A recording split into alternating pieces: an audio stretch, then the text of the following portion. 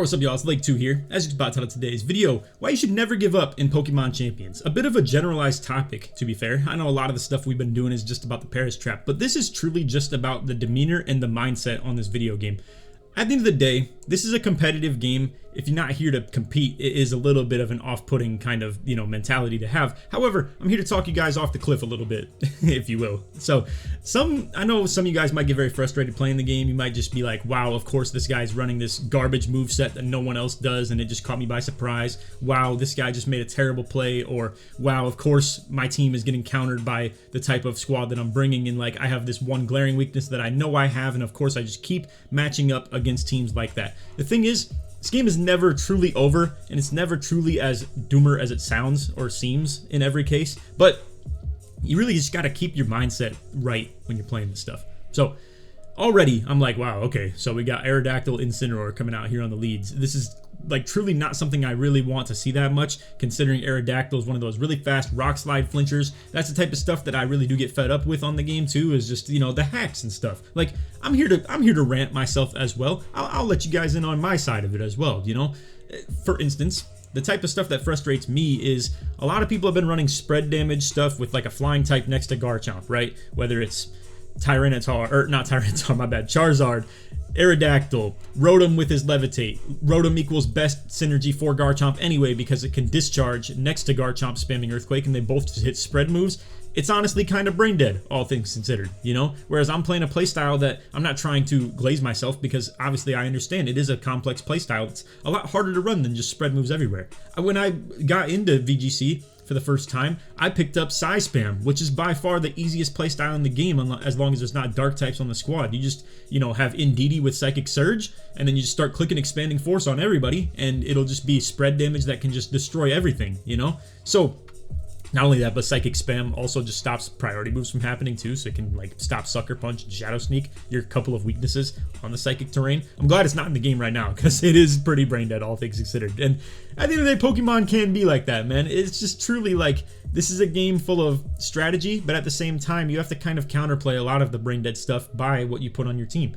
Anyway, the whole purpose of the video, however, is why you should not give up. Now, this is going to take a little bit of time to obviously get to the point of the video that I'm getting to. We have an absolute grinder right here. And there's a lot of use cases that I have of a couple of maybe end games that I can show you as well. But I just wanted to show you the whole process of this game as well. So anyway, as you can see so far, they have Serena, Incineroar, and Aerodactyl. Now, Hydreigon actually deals with a lot of these pretty decently. He's going to wall Incineroar. As far as Aerodactyl goes, it got intimidated and stuff as well, so they ended up trying to switch it out while they could. I didn't have Mega Gengar out there, so it makes sense to just, alleviate his attack drops, essentially, and be able to do that. Now, seeing that they didn't Mega Aerodactyl, I'm assuming what it is Mega Garchomp in the back.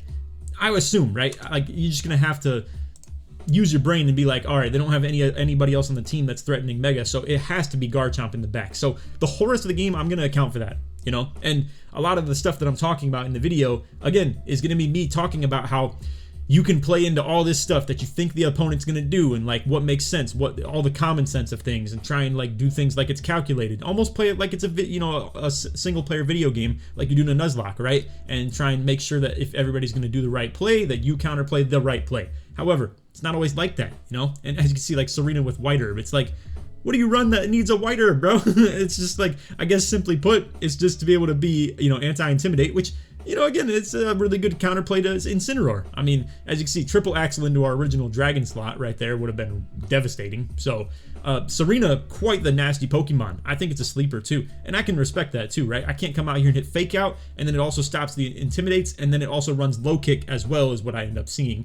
And then they go Parting Shot into my Gengar slot. So, frustrating game so far, right? It's been a bit of a tough time. We can't hit priority moves. They got this super fast Aerodactyl that is speed tied with me at all times too. Aerodactyl has 130 base, Gengar has 130 base in his Mega, and whether I get a Rock Slide flinch or not just literally comes down to a speed tie, because everybody runs this dude as the jolly nature. So anyway, yeah, long story short, kind of have to deal with that quite a bit, and now we're just pivoting around, trying to figure out the right answers to this. We're gonna go Will-O-Wisp. We're just ripping this. This is a new move on Incineroar. I haven't had it on the squad yet.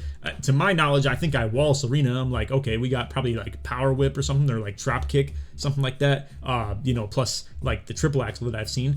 Rock Slide, as you can see, gonna connect on Incineroar. I think to myself, it's like I get hit by flinches on this so much, and it's like it's a 90 accuracy move. It doesn't even hit guaranteed. Then it's like 30% more chance of like a chance at even getting a flinch. Then Serena just comes out here with a low kick. Like I said, I'm getting trolled right now. I don't know some of these people's bag. I don't know Serena as far as like the moves people be running on it, and it makes sense. Low kick is a great idea, to be real with you.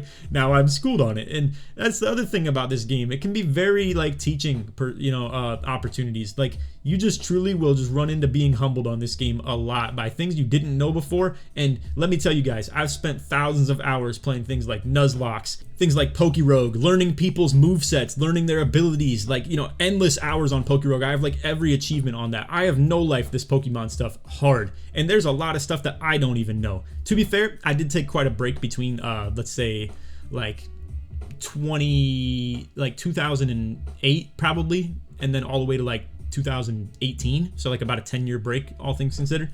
So I missed out on a lot of like Gen 5 through 7, I would say. I got back into it in 8, and yeah, I've been like playing it a ton ever since, and it's been probably my favorite thing to do other than just be playing 2K and stuff. So anyway, as far as, like I said, a lot of that knowledge gap, it can really frustrate you sometimes. And I've seen so many people get tilted on this game really quickly and be willing to forfeit like way sooner than they should. And also, as you can see, Rock Slide takes the KO on Incineroar. We're gonna have to see what ends up coming out from Serena into that other slot. Could be trap, you know, could be low kick again, as you can see. Yep, ay, so much damage into Hydreigon, man. Holy moly. So I've been lucky here so far, and all things considered, I want to show you guys a couple more losses and stuff as well, because like already you could see me not knowing that Serena had low kick and how that threatens the squad, and just the idea of it being hit into the Incineroar slot and like, you know, Rock Slide, flinch spam and stuff like that. It's like cool, I got a Will-O-Wisp off, but now all I've done is take Aerodactyl offline, and it's still going to be going for Rock Slide flinches on me. So it's been a great game for me to bring Sableye, but obviously, you know, the problem is too, Serena is stopping me from, even if I did want to have priority moves, because yeah, Queenly Majesty stops that from happening. Now I do know that, to be fair. It's just, you know, that's half the reason I even didn't bring Sableye for that matter too. But anyway, what I do know is that my Hydreigon is scarfed and is faster than both of these. So I'm going to hit U-turn into Serena, and then that's going to allow me to probably get this down to KO range on the Shadow Ball right here. And then I can switch into something that probably deals with whatever it was going to be planning to use. I don't think Triple Axle makes a lot of sense to use if you ask me. But yeah, as you can see, as far as they're going to fire off, Tailwind. So now my Gengar gets outsped. And now I'm like, oh my god, I'm cooked. Oh, Triple Axle in the Gengar. Look at the big damage. Thankfully, only hit twice. So I'm frauding right now. I'm getting so many things to go my way, to be fair. Like, you know, or to not go my way, and I'm just getting frustrated about it. But yeah, just a lot of a mindset thing on this video game, man. So Aerodactyl is burnt. I'm assuming I can just kind of not worry about this guy too much, all things considered, right? Now, I also don't know why in the world this game starts moving really weird. I think it might be an Aerodactyl thing with his wings flapping, but the frame rate is going to drop like crazy while playing this for a little bit. But anyway, they have 3 Mons alive. Incineroar, Aerodactyl, and whatever the heck's in the back, and I am assuming, and I'm playing my whole game around it being Garchomp because they haven't Mega'd this Aerodactyl yet, so I am assuming that Mega Garchomp is in the back. Spoiler alert for you guys, he's not. It's going to change a lot of the perspective that you come at this game with, but, you know, I'm playing this whole thing around, alright, at this point now I need to KO Incineroar, Aerodactyl could get dealt with, or something like that, or maybe I even Paris Trap these guys, something like that. There's like plenty of different ways I could try and go about this, but yeah, with Tailwind up, it's a little bit concerning. I'm obviously going to be threatened by a flinch every single time now. Again, we have no idea how I want to go about this right now. So Body Press into Incin plus Perish Song is at least the play that I'm doing for now. I'm going to hope that Incineroar is not firing off like some super effective damage into Gengar, and if they do, I'm probably cooked, to be real with you. This is just such a terrible game. Like, anything that I've had situationally is just not good. Fortunately for me, they end up going with the Fake Out, probably in order to set up for some damage right here, because what I'm assuming they probably thought I was going to do was protect with Gengar, and then go, again, fighting move or something like that into Incineroar. This actually covered for that really, really well, of them like trying to do that. It's just, again, this is a little bit of a risky play. You gotta make random plays sometimes that, like, you know, if I were looking at this from a Nuzlocke perspective, I'd be like, oh man, my Gengar is being threatened by a KO from their Incineroar. I just have to protect, you know? It's like that is the realistic play, but in the back of my mind echoed some like words. I feel like it was like Wolf, for instance, right? Who was in a situation where he's completely down in the game. I am completely down in this game right now. I think I'm cooked, to be real with you. Whatever I do, I'm going to have to get it to whoever is in the back. And like I said, I think it's Garchomp. And at this point, Gengar's life isn't really like a huge point if Garchomp is in the back. So at this point, you know, I just ripped it on the Paris song. If I have to put a timer on these two, it is what it is, because I don't really have great ability to KO quickly on both of them, especially if I'm being threatened by Rock Slide flinches, by burns, you know, all types of stuff like that. So anyway, we're putting a timer on them. It is what it is. They end up doubling into Kommo-o on my Protect turn. So once again, a bit of an unexpected play when they have a KO in their face, you know, that they could have taken as far as like Gengar being taken out. But they know what's in the back. I don't, right? So I think a lot of times you have to approach some of the perspective and the whole never give up strategy, and understanding that when you're getting really frustrated by the type of things people are doing, you have to understand they know what's in the back of their squad. You don't. So they know I have Hydreigon for that matter too. Sometimes you could even make a side point of like the whole exposing who your extra party member is can be a little bit of a loss, if you will. Now, I could go for a double protect on Gengar right here as well. And I think that's what I'm going to do for the record, because I really do not want to switch Hydreigon into this right now. So I'm just going for the double protect. I can't really do big damage to either of them. Tailwind's up. I'm going to get outsped. So like anything I do on this turn is kind of pointless, especially considering they're going to end to their Perish as well. So I'm just going to go down with them. I'm not going to switch in Hydreigon. We're all on Perish count 1, but Kommo-o has soundproof. So I'm saving Kommo-o for what's in the back, because I am pretty positive that it's Hydreigon. So, or that it's Garchomp. So if I have Hydreigon and Kommo-o for that, I'm chilling, right? This is going to be perfectly fine. Now, I keep seeing them double target into that slot. I'm like, why? What is, like, why are we doing that? So anyway, it works out for me, because now the Perish count has hit 1. Sorry, I probably said that wrong, all things considered. But yeah, now I see that they're doing that. I'm like, dude, again, I just can't switch Hydreigon in right here. I need this for Garchomp, especially if it's Mega. Like, I do have it calced to where it very willingly and very easily gets a KO on regular Garchomp. But, you know, assuming that it's Mega Garchomp, it's going to be a little bit more beefy. I need, like, you know, I need Hydreigon for him. So I'm just double protecting again. You know, if I can keep either of them alive, that's all I'm really trying to do, because that's who I believe is in the back in all my bones. That's who I believe is in the back. And at this point, if I can just protect, like, let's say Kommo-o or something like that, or blah, blah, blah, turn, like, you know, spread moves or something like that into, like, a Rock Slide, for instance, hitting Kommo-o instead is, like, good ball. Now, Dual Wing Beat ends up hitting right here, and I barely live. Now, you won't know it in the moment, but that was so big for me to actually live that. And then Darkest Lariat, as you can see, goes into the Gengar slot. All things considered, to be fair, they should have doubled into Kommo-o again, probably, because as you're going to see, everybody goes down. Now, I think what they wanted to do, though, I say that, right? There's so many mind games to this Pokemon stuff. If I would have switched Hydreigon in to save Gengar's life, Hydreigon would have been taken down by Darkest Lariat right there from Incineroar. So I played this correctly, in my opinion, but, like, you know, if they would have doubled into my Kommo-o, then me switching Hydreigon in would have been the right play, because then I'd have a 2-on-1 with whatever's in the back with Gengar and Hydreigon.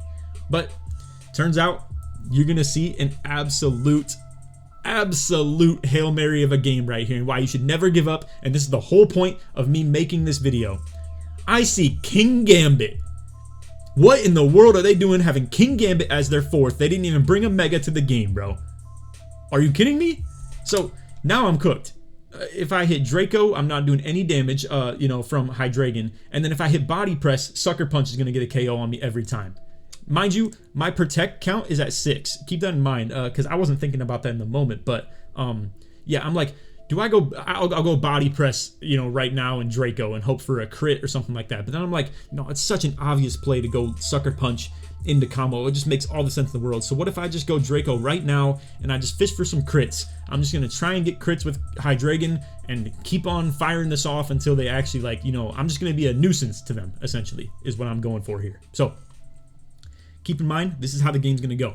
If Kingambit clicks Kowtow Cleave and tries to hit, it's just the funniest thing ever. If he hits Kowtow Cleave and tries to hit my Kommo-o with a move that actually doesn't need to be priority, he is going to get KO'd by my Body Press. However, if I hit Body Press on the turn where he hits Sucker Punch, I'm going to lose. So I'm holding on to an absolute Hail Mary of a game right now. I could just keep on firing off Dracos and keep spamming Protect, all things considered, and just keep on hoping for more and more crits. You know, ideally what's actually going to happen here is if I go for one more Draco and it gets him to about 50% HP, then I can hope for a crit on the final one and, like, you know, nullify all of the special attack drops that I've been getting right here. As you can see, once again, another Sucker Punch. Now, I got a double Protect, but it wouldn't have mattered right there, technically speaking, because obviously, like, it's only going to hit me if I'm readying an attacking move. So there we go. He's down to 50. Granted, he has leftovers too, which also sucks for our sake right now, because it's going to completely, like, take me away from the ability to keep on whittling him down with Hydreigon.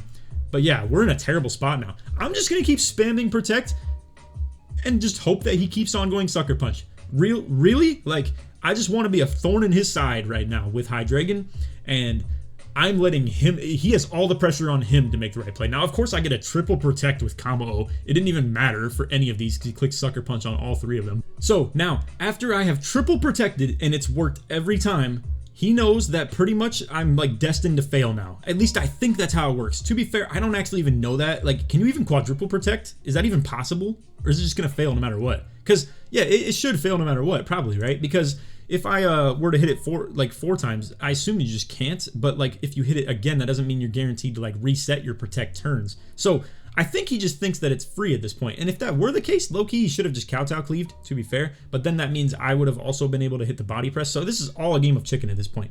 Anyway, point is, he hits Sucker Punch. I go for another Draco. Now, this next one is guaranteed for me to be able to succeed on it because it was obviously a failed protect. So now that means that, like, if there's ever any good time for me to maybe go for the body press, I should right here. Just because, like, maybe he expects that he's going to be able to guaranteed get damage into me. I'm kind of sitting on it, though. I'm just, like, being a little bit scared of this and just trying to fish for the crits, you know? And I'm like, no way he goes for the Sucker Punch into Hydreigon, right? Like, it's just such a, like, waiting game, you know, at this point. But then also, as I already clicked in my moves and confirmed it, I'm like, dude, no way. No. He, like, there's no way he wants to just sit in the face of a crit chance every time. He's for sure going for the Hydreigon slot. And as you can see, he does. Oh, what a frustrating play right there of, like, the never give up concept. Once again, I could have had the game right there if I would have just hit body press and, like, you know, guessed that he was gonna go for the Hydreigon KO. Now I'm thinking, let's just be a little irritating again, maybe, potentially, and then also maybe wait for his Sucker Punch PP to go down. I don't know if that's a thing. Maybe we could even, like, you know, on some Russian roulette, kind of leave him with only one bullet left in the chamber of his Sucker Punch and be concerned on the next one that he doesn't want to waste it because maybe he has one more after this or two more after this and he just is concerned about the idea of it happening. So I've emptied the clip. I am out of protects, as you can see. I have no more ability to do so. I have to just send the Hail Mary and say, I hope that he hits Kowtow Cleave or Iron Head now, and no more Sucker Punch. Or maybe he's scared of the Sucker Punch. Maybe he didn't keep track of my protects in the rest of the fight, and now he just sees that he has like 2 PP left on Sucker Punch, so thinks that I also have that, and he just has to send it on one of these instead of the protect. And as you can see, he does. He leaves the Sucker Punch away. I go body press, and we get the KO with 6% HP on Combo O. Again, never give up. Now, a lot of... I'm not going to say a lot of you guys. The comments in the community that I've built have been very supportive and so like nice and all that as well, and just very positive, all things considered. But a lot of people would probably look at that game and say, what a tryhard you are for sitting here for 20 minutes and trying to just, you know, protect stall and stuff like that at the end of the game just to go up 15 points in your rank. Listen, I'm here to be sweaty. I'm playing this game to be a tryhard.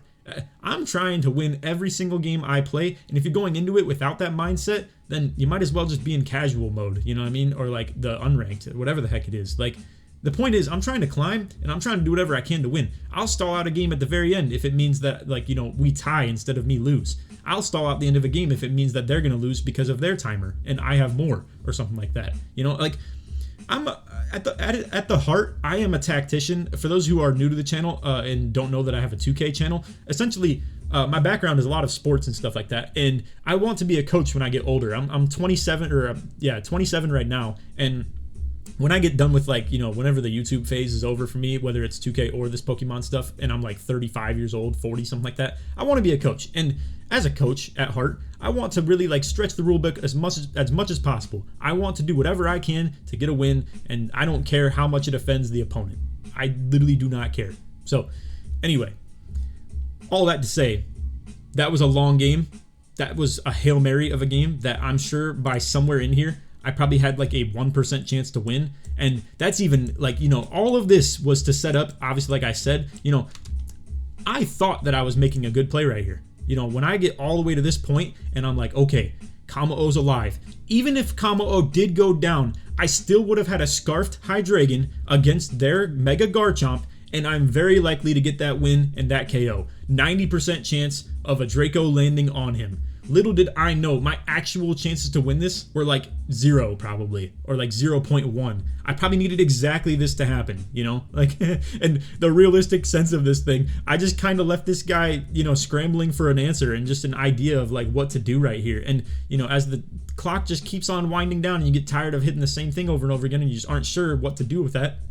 Again, I could have easily given up. I could have simply just sat here and been like, well, all right, I hope they don't click Sucker Punch into me, and I'm just going to body press him and hope that I can just double attack him right now and just get the KO. Nobody was going to do that. It was going to be Sucker Punch every time. So why don't I just play it and try to win? You know, what is this going to hurt me? 2 more minutes of like in-game time? You know, like, how long is this?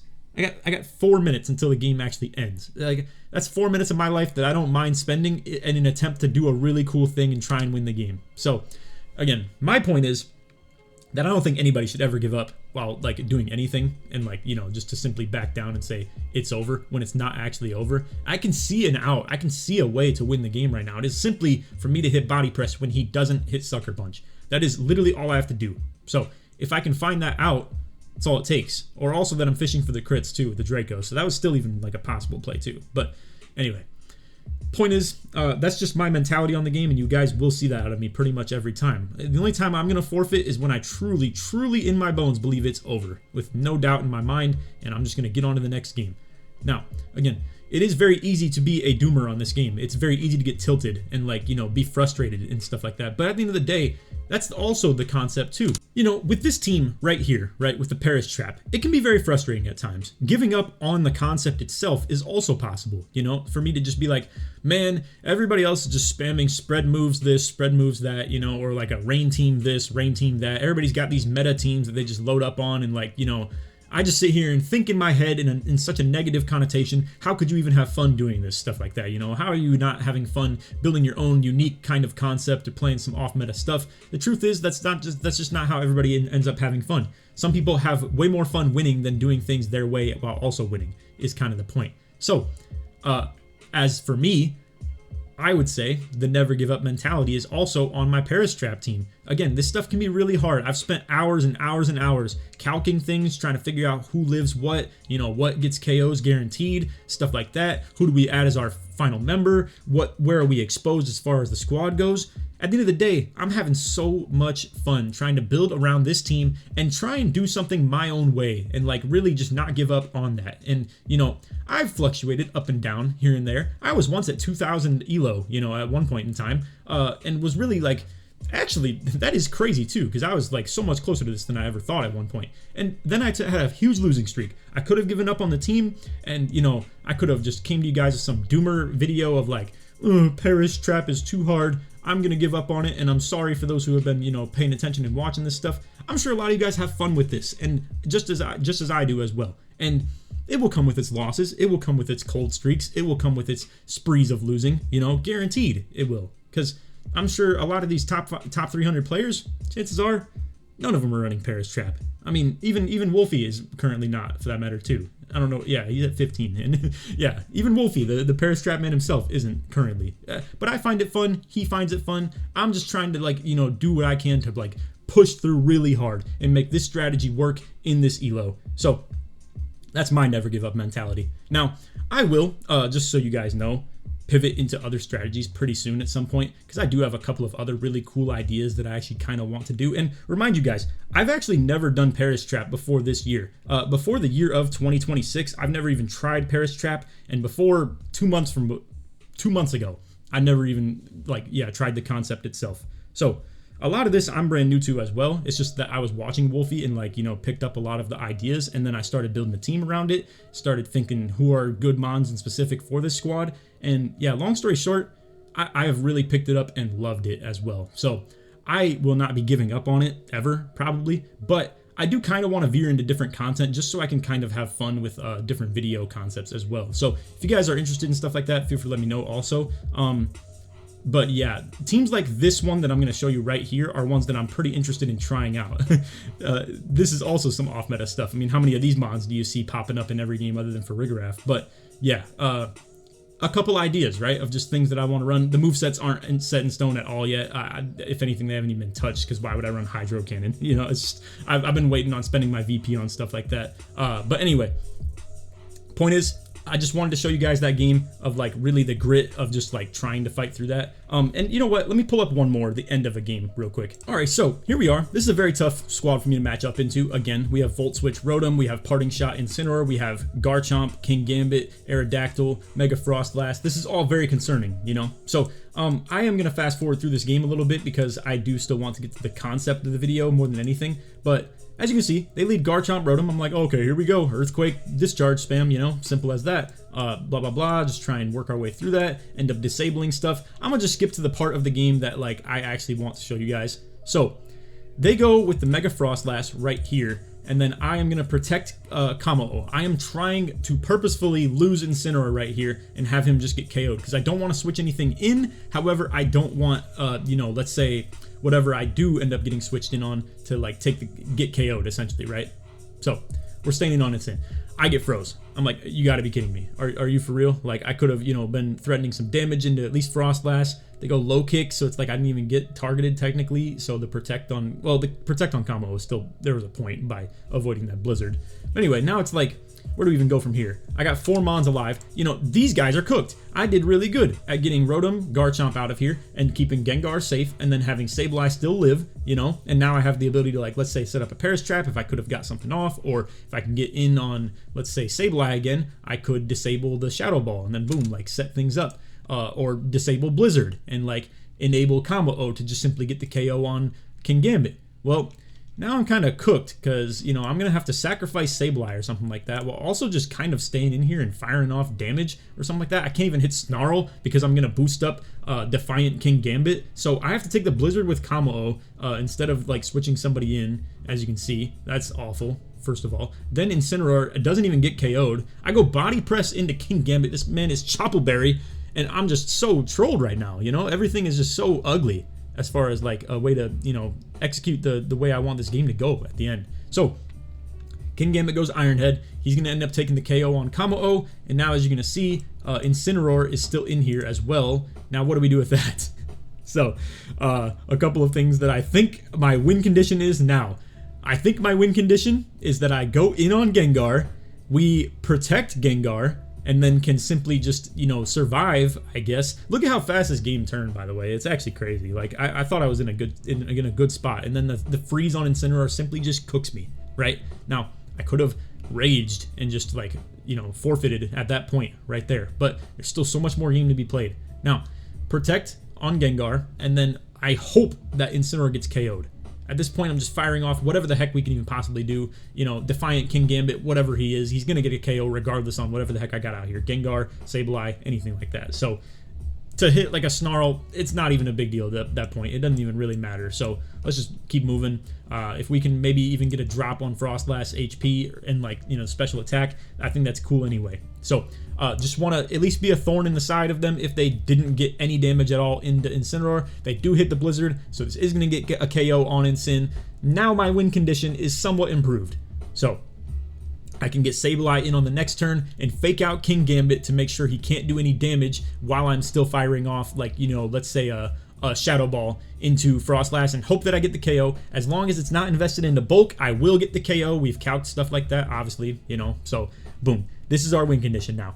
Fake out Kingambit, Shadow Ball Frostlass. However, after that, now what do? King Gambit's gonna be able to just cook me if I even, like, you know, if he hits Sucker Punch, I'm just, you know, done for, essentially, right? Now, we go with the Fake Out. Now, I guess they just, to be fair to them, they don't know what my Sableye moveset is, all things considered. But hey, this is my win con, so let's just play it out.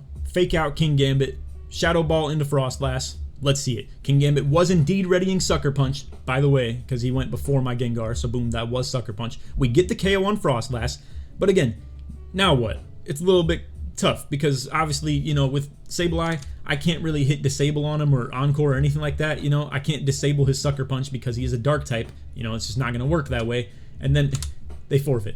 Why? Why do they forfeit? For real, like why? They could have just Sucker Punched my Gengar, and then they would have Sucker Punched my Sableye, or like Kowtow cleaved him, and I lose. I would guarantee lose right there in that exact situation. But these dudes hit a little Rage Quit because they got outplayed for one play. They got faked out and then Shadow Balled, and then their Frostlass gets KO'd. Frostlass Professor ends up losing his Frostlass, and the game's just over now, I guess. It's not how it would have went. I would have lost for sure. But then they just, you know, give up. They, instead of never give up, they gave up. What can I say? You know, and you can, again, say it's not that serious and stuff, but like literally, why even play the game out that far and then just like come that far just to lose on purpose when you could have won if you would have just played the game out, you know, simply put. So anyway, that's the video. I know it's not like a search engine, and I know it's not one that's like gonna help you guys as far as your gameplay goes, but maybe it can help your temperament a little bit on the game and allow you to understand that like somebody wins, somebody loses on this game, every single game, you know, except for the very beginning of Pokeball tier where it's just against bots, so they can just, you know, have a couple people get some wins and like not hate themselves on the game. So if you are hard stuck, if you are, you know, going on a losing streak or something like that, this is my video to kind of try and just motivate you guys to just realize that it's not ever actually that bad.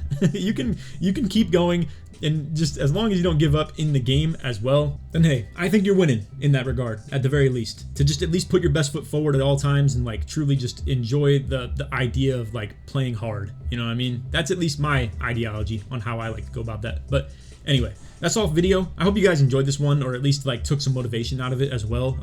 And like I said, I really have a lot of this in me. I know so far what you've seen out of me as a YouTuber is only just like kind of, you know, the corporate like teaching you guys how to play and being tactician and strategist and stuff like that, and not really showing too much personality. But you'll come to see it a little bit as well. But yeah, a lot of this is more just my like demeanor as well on the game. But hey, what can I say? I mean, if I try as hard as I can and still lose, it is what it is, you know, like.